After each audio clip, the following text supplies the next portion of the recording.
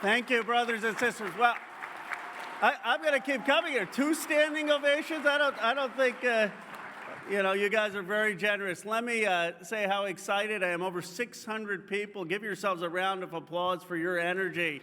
I love the labor movement's energy. I want to start out by just recognizing what you all and your leadership have done. I mean, it is historic with President Chris Shelton's leadership and your executive board that you managed to get a labor neutrality agreement with Activision. I mean, this doesn't happen with technology. Give the president a round of applause. Give yourselves a round of applause. Let me tell you something. People say, Ro, you represent Silicon Valley. You represent all these tech companies. Apple, Google, Intel, Yahoo, Tesla, all in your district. Microsoft having offices in your district.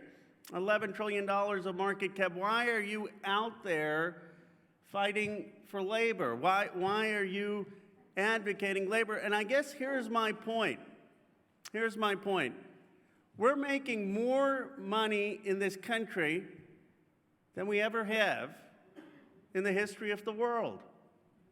More money. I mean, I told you, $11 trillion of market cap. You're telling me at a time that these companies are making record profits that we can't have workers who are adding value be treated with dignity, be paid fairly, have the right to unionize? This is common sense. Common sense. We're not saying that we're anti-business. What we're saying is that business needs to work and reward and pay workers fairly who are creating the value. That's what all of you are fighting for. And I had the opportunity to speak with the Maximus workers. Let's give them a round of applause for their courage,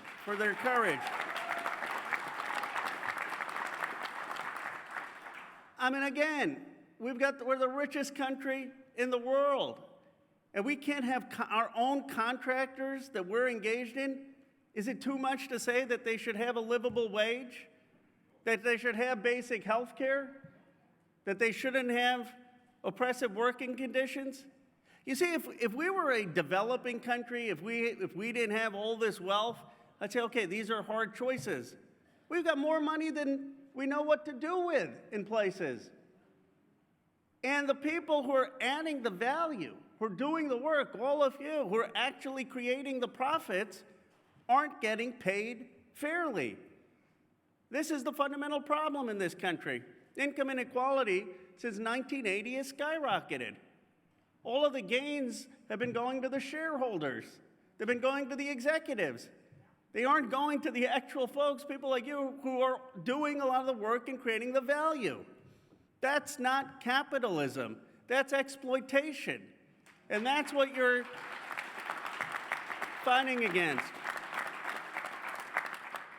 I'm going to tell you, under your leadership, CWA, I'm really proud to be able to support the apprenticeship funds that you're seeking and training that you're seeking so that you will be prepared, the next generation, to have these good-paying jobs.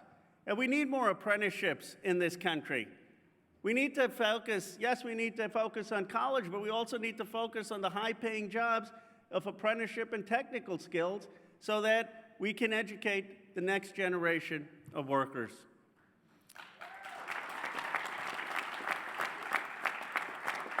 I want to end with a simple point. Can anyone tell me the last time this country has had a trade surplus?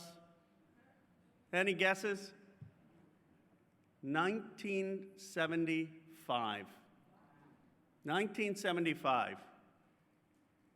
You know, I was in Galesburg, Illinois,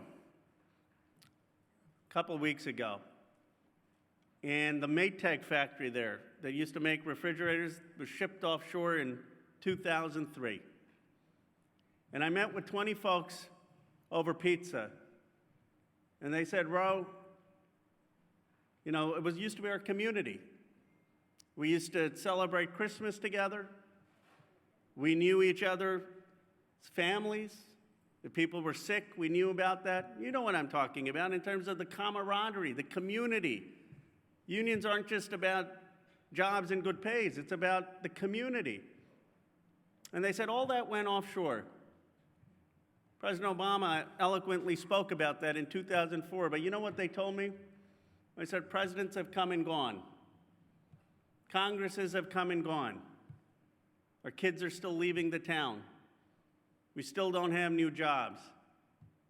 I was meeting with the black steel workers in Chicago, and one of them, Joanne Smith, said to me, we had more economic opportunity growing up in the 80s when there were steel mills and people could make $30 and have health care than some of the young people do today, making 16, 17 bucks. When did this country think that shipping jobs offshore was a good economic strategy? I don't get it. We need to bring production back to the United States.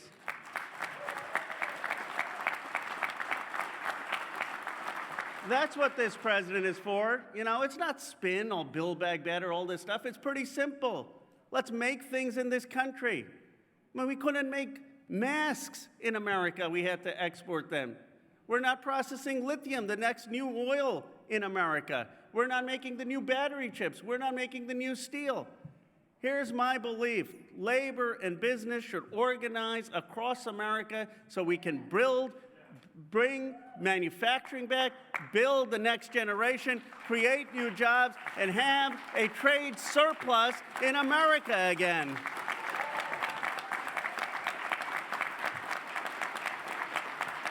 Brothers and sisters, I want to thank you. I want to thank you for fighting not just for your union, for fighting for working families, for fighting for all Americans, for higher wages, for good jobs, for dignity and community. Thank you for allowing me to be here. Thank you for being great partners.